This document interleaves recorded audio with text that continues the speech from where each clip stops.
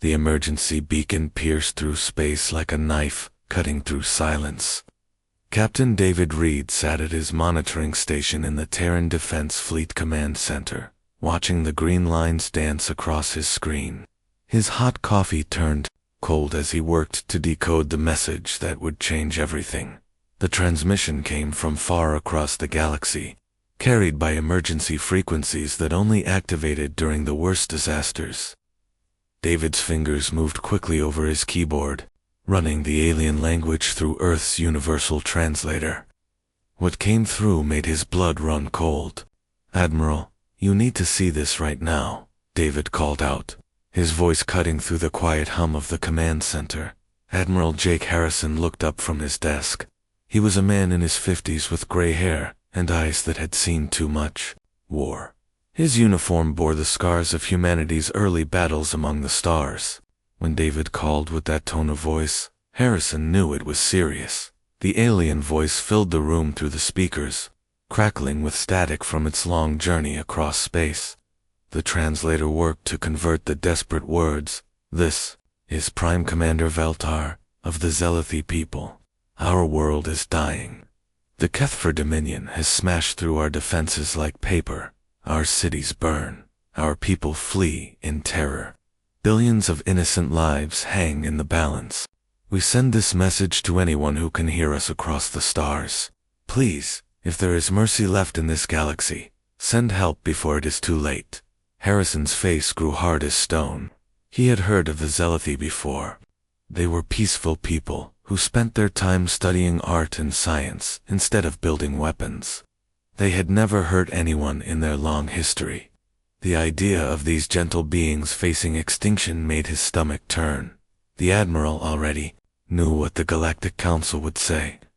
Their mighty fleets were scattered across a dozen different conflicts. Politics and old grudges kept them from working together when it really mattered. By the time they could organize a rescue mission, there would be nothing left of the Zelathi but empty cities and silent graves. Lieutenant Amy Foster turned from her communication station, her young face pale with worry. "Sir, we're getting a council-wide emergency broadcast. They're asking every species in known space to send whatever ships they can spare.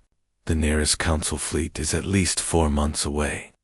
Harrison stood up slowly, his mind already racing through possibilities. The other species in the galaxy thought of Earth as a curiosity at best. They called it a death world because of its harsh conditions. Most aliens couldn't even visit Earth's surface without special equipment to protect them from the radiation, weather, and countless dangers that humans called normal life. What these aliens didn't understand was that growing up on a death world had made humanity into something special. Every human was descended from survivors who had fought their way to the top of the most dangerous planet anyone had ever discovered. While other species had evolved on safe, stable worlds, humans had learned to fight, adapt, and win against impossible odds. For 50 years, ever since humanity had joined the galactic community, they had been preparing for this moment. Not because they wanted war, but because they knew that peaceful people sometimes needed someone to stand between them and the monsters that hunted in the dark. "Send a message to the Galactic Council," Harrison ordered, his voice steady and sure. "Tell them that Earth hears the call. We will have a full battle fleet ready to jump to the Zelathi system in exactly 72 hours. The command center fell silent. Even David stopped typing and stared at his admiral. 72 hours was impossible. No civilization in galactic history had ever assembled a fleet that quickly. The logistics alone should take weeks. But Harrison wasn't bluffing. Hidden throughout the solar system, concealed in asteroid fields, and camouflaged among space debris, waited humanity's secret weapon. A fleet built not for show or politics, but for one simple purpose: protecting those who couldn't protect themselves. The silence from the Galactic Council's response told Harrison everything he needed to know. They had no idea what humanity was truly capable of. That was about to change. The morning sun cast long shadows across Earth's surface. But in the black void of space surrounding the planet, something incredible was happening. Admiral Jake Harrison stood on the bridge of his flagship, the massive warship Defiance, watching screens that showed activity across the entire solar system. What looked like routine space traffic to casual observers was actually the most complex military operation in human history. Every movement had been planned and practiced for decades. Every ship knew exactly where to go and what to do. Lunar Base confirms all fighter squadrons are fueled and ready, called out Commander Beth Wright from her tactical station. Her fingers moved across glowing displays that showed the positions of hundreds of spacecraft. They're requesting permission to launch. Captain Alex Bradley looked up from his own set of controls, holographic images dancing in the air around him. Mars Defense Grid is shutting down their patrol routes. They're sending every available ship to join the main fleet. His voice carried a hint of excitement that he tried to keep professional. Harrison nodded, but kept his eyes on the main display. What the alien diplomats watching from their observation posts couldn't understand was that this moment had been 50 years in the making. Humanity had learned hard lessons from their bloody history on Earth. Wars were won by those who prepared in peacetime, not by those who scrambled to build weapons after the fighting started. The secret was hidden in plain sight throughout the solar system. What looked like asteroid mining operations were actually concealed military bases. Space debris that had floated in the same spots for years suddenly came alive with engine fire and weapons systems. Even the most advanced alien sensors had missed the true scope of human preparation. A new voice crackled through the communication system. Colonel Danny Mitchell was calling from his marine transport, and Harrison could hear the barely controlled aggression in his tone. All boarding teams are locked and loaded, Admiral. My people have been training for this their whole lives. These Kethver bullies picked the wrong civilians to terrorize. Through the massive windows of the bridge, Harrison watched something that no alien had ever seen before. Empty space began to shimmer and bend as stealth fields shut down. Massive shapes materialized where nothing had existed moments before. Dreadnought battleships longer than city blocks appeared like ghosts, becoming solid. Cruisers and destroyers followed, their hulls scarred from training exercises that would have destroyed lesser vessels. The alien observers in their small diplomatic ships could only float in stunned silence as ship after ship revealed itself. Their most optimistic intelligence estimates had suggested humans might field 20 or 30 vessels. Instead, they watched 200 warships take formation with mechanical precision. These weren't ceremonial ships built to look impressive at parades. Every line of their hulls spoke of deadly purpose. Their armor was thick enough to stop projectiles that could crack moons. Their weapons were designed by a species that had spent thousands of years perfecting the art of destroying their enemies. Final count coming in now, Wright announced, her voice filled with professional pride. 200 ships of the line, plus support vessels, all systems green across the board. Bradley's fingers flew over his controls as he coordinated with fleet commanders throughout the solar system. Jupiter Station reports their heavy cruisers are in position. The asteroid belt defense platforms are ready to provide cover for our departure. Harrison allowed himself a small smile. For decades, the galaxy had seen humanity as an oddity.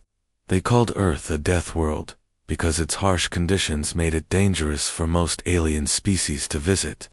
What they failed to understand was that those same conditions had forged humanity into something unique among the stars. Every human grew up on a planet where the weather could kill them, where earthquakes could swallow cities, where microscopic organisms waged constant war in their bloodstreams. They had learned to fight not because they were naturally violent, but because their world had taught them that survival required strength. All ships report ready for hyperspace jump, right? Said her voice steady, despite the magnitude of what they were about to attempt. Harrison looked out at his fleet one more time. These ships represented the hopes and dreams of billions of humans who believed that strength should protect the weak, not prey upon them. The Zealothi were about to learn that they weren't alone in the dark. "Signal the fleet," Harrison commanded. "We jump in exactly 1 hour. It's time to show the galaxy why they were right to call Earth a death world. We're about to remind everyone what monsters look like when they're on your side." The human fleet tore through hyperspace and burst into normal space like a thunderclap. 200 warships materialized at the edge of the Zealothi star system in perfect formation, their hulls gleaming under the light of the distant sun. "Admiral," Jake Harrison stood on the bridge of the Defiance, his eyes fixed on the tactical display that showed the nightmare unfolding before them. The beautiful blue-green world of Zealothi hung in space like a wounded jewel. Massive Kethfer battleships surrounded the planet in a deadly embrace, their weapons sending continuous streams of fire down onto the surface. Cities that had stood for thousands of years were burning. Refugee ships desperately tried to escape the atmosphere, only to be hunted down and destroyed by Kethfer fighters. Harrison's jaw clenched as he watched the slaughter. These weren't military targets being destroyed. These were civilians, families, children who had never hurt anyone in their lives. The Kethfer weren't just conquering the Zealothi world, they were exterminating an entire peaceful civilization. "For sport."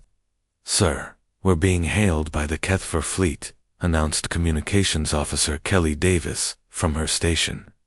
Her voice was steady, but Harrison could see the anger burning in her eyes as she watched the tactical display. "Put them through," Harrison ordered, his voice calm as winter steel.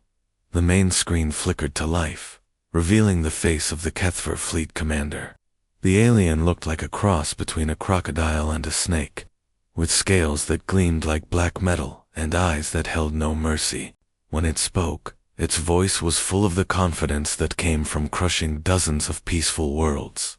"Unknown vessels," the Kethfer commander hissed. "You dare interfere with Dominion operations? Your ships are not recognized by our databases. Withdraw immediately, or be destroyed like the rest of these pathetic creatures." Harrison stepped forward, his gray eyes meeting the alien's gaze without flinching. "This is Admiral Jake Harrison of the Terran Defense Fleet. You have exactly 60 seconds to stop your bombardment and withdraw from this system."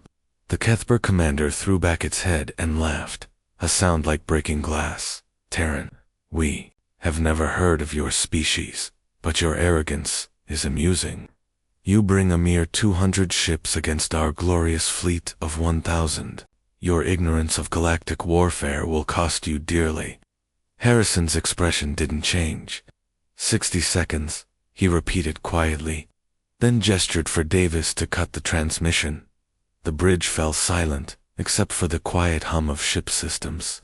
Captain Brian Bradley hunched over his weapons console, his fingers dancing across controls that could unleash destruction beyond imagination. "All ships are reporting combat ready. Admiral, Marine boarding teams are suited up and waiting for your orders." Commander Beth Wright looked up from her tactical station, her face pale as she studied the enemy formation. "Sir, they're moving to intercept us. Standard galactic doctrine. They're maintaining engagement range at 50,000 kilometers." That was when Harrison smiled, and it was not a pleasant expression.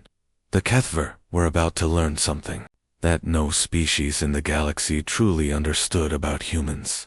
Other civilizations had evolved on safe worlds where warfare was a distant, clean affair fought at long range with careful rules and proper procedures. Humans had learned to fight on a world where everything wanted to kill them. They had spent millions of years as both predator and prey, developing instincts and tactics that no other species could match. While aliens fought wars like chess matches, humans fought like the apex predators they had always been. "All ships," Harrison commanded, his voice carrying across the fleet communication system, close to point-blank range. "Prepare boarding pods for immediate launch. Marines, get ready to show these bullies what happens when they pick on innocent people." The response from his fleet was immediate and terrifying.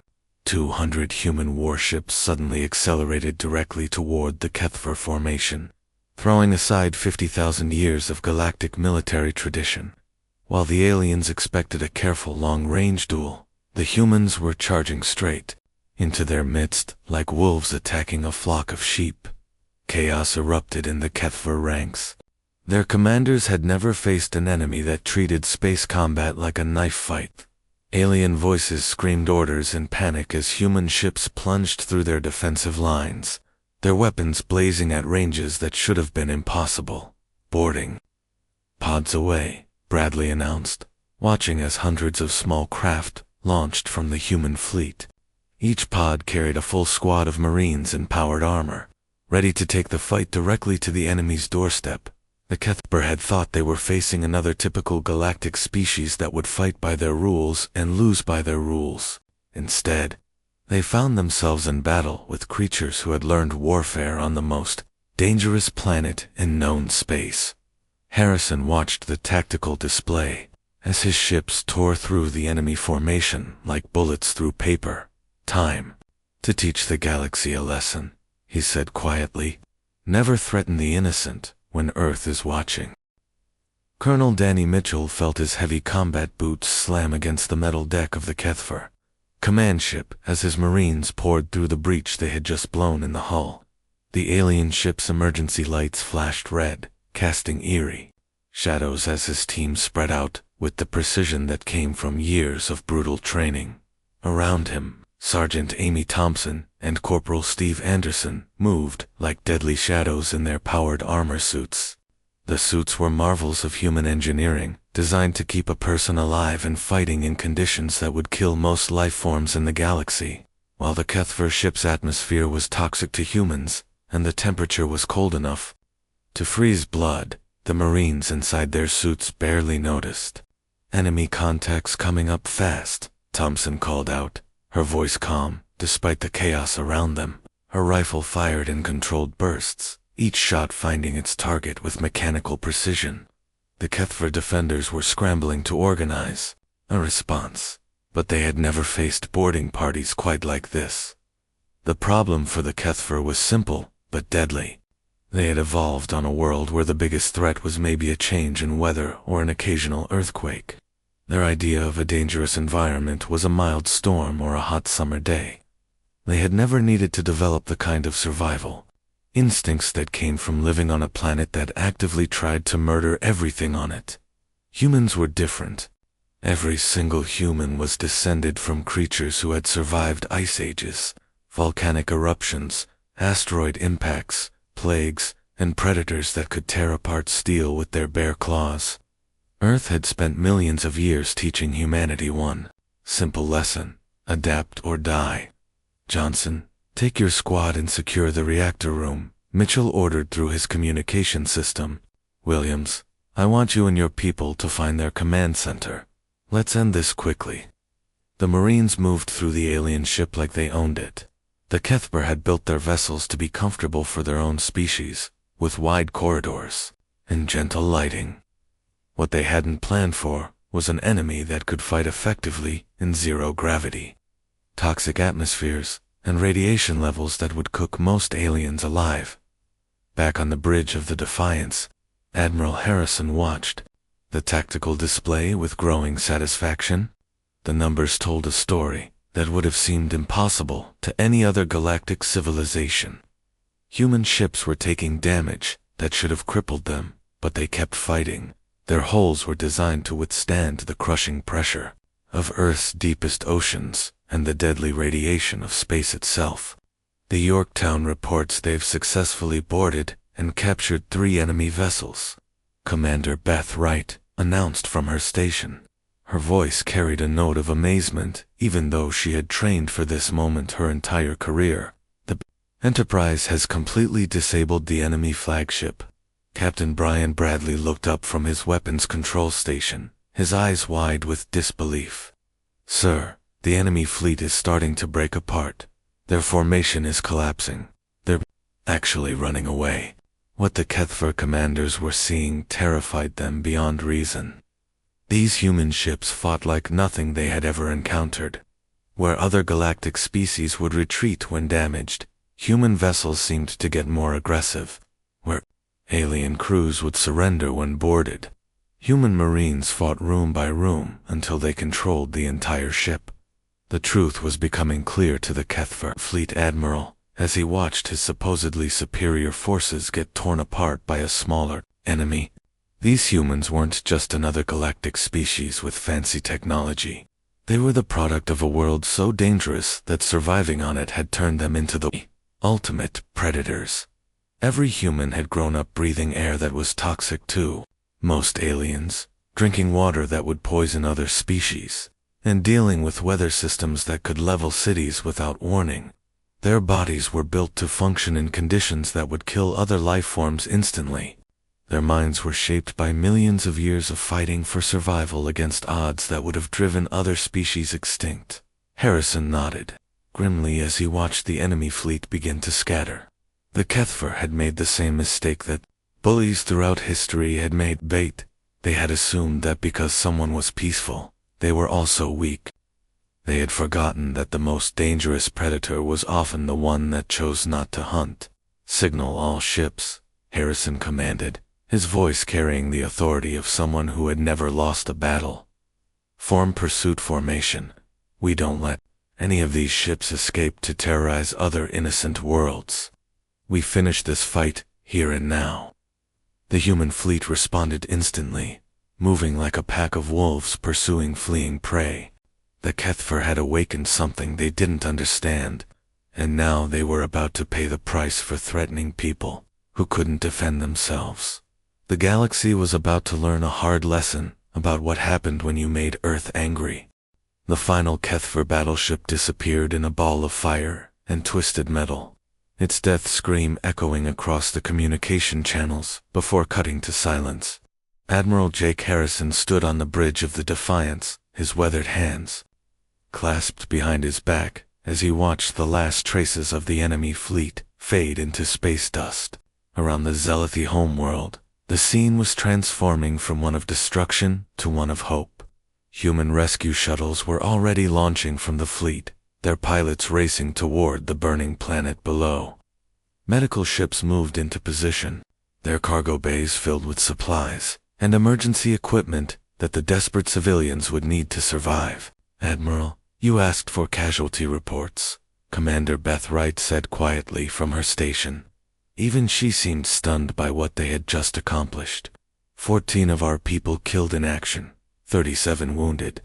Most of the injuries came from the boarding operations. Harrison nodded solemnly. Every life lost was a tragedy, but the numbers told an incredible story, and the enemy. Wright checked her displays again, as if she couldn't believe what she was seeing. Complete destruction of the HFY fleet, over 600 ships eliminated. No survivors that we've detected. Captain Brian Bradley looked up from his console, shaking his head in amazement. "Sir, this entire battle lasted less than 4 hours from start to finish. The Galactic Council's military advisors estimated it would take weeks to break a siege of this size, assuming they could even mount a successful attack." The truth was that the Galactic Council's advisors had never seen humans fight a real war. They based their calculations on civilized species who followed proper military protocols and fought by established rules. They had no experience with predators who viewed combat as a survival skill rather than a political tool. A new transmission crackled through the communication system, and Harrison immediately recognized the voice of Prime Commander Veltar of the Zealothi. The alien's words were filled with emotion that the universal translator could barely convey. "Admiral Harrison," Veltar said, his voice breaking with gratitude. "On behalf of every living Zealothi, we offer you our eternal thanks. Your warriors fought like the ancient heroes from our oldest legends. You have saved not just our lives, but our entire civilization. We will never forget what Earth has done for us today." Harrison felt a warmth in his chest at those words, but he knew the real test was yet to come. The Galactic Council had been watching this battle, and they would have questions. Lots of them. As if summoned by his thoughts, another transmission arrived. This one carried the official seal of the Galactic Council itself, and Harrison could hear the mixture of awe and barely controlled fear in the alien diplomat's voice. Admiral Harrison, the Council representative said carefully, the Council requests your immediate presence at an emergency session. We must discuss Earth's role in galactic security going forward. There are many questions that need answers. Harrison looked out through the bridge windows at his fleet. Already, his warships were transforming from instruments of destruction into tools of mercy. Colonel Danny Mitchell was coordinating with Celethi ground controllers to organize civilian evacuations from the most damaged cities. Captain Amy Johnson was directing supply drops to refugee camps that had lost everything in the bombardment. Medical teams were setting up field hospitals on the planet's surface, working alongside Celethi doctors to save lives without regard for species or politics. Engineers were assessing damaged infrastructure and planning reconstruction efforts. These weren't conquerors looking for territory or resources. These were protectors doing what came naturally to them. Tell the Council I'll be there, Harrison replied to the diplomat, but make sure they understand something important before I arrive. He paused, choosing his words carefully. What he said next would define humanity's relationship with the galaxy for generations to come. The Council sent out a call for help, and Earth answered that call. We didn't come here for conquest or glory. We came because innocent people were dying and no one else could reach them in time. His voice grew harder, carrying the authority of someone who had just proven that human promises were backed by human action. We're not the monsters you should fear in the darkness of space. We're the monsters who hunt down the things that prey on peaceful civilizations. We're the ones who stand between the innocent and those who would destroy them for sport. As the Defiance prepared to jump to hyperspace for the journey to the Council chambers, Harrison allowed himself a small smile. The galaxy had just learned that humanity's greatest weapon wasn't their advanced technology or their superior tactics. It was their absolute commitment to protecting those who couldn't protect themselves. For 50 years, the other species had wondered what role humans would play in galactic civilization. Today, they had gotten their answer. Earth would be the shield that stood between the darkness and the light. The age of human protection had officially begun, and the galaxy would never be the same.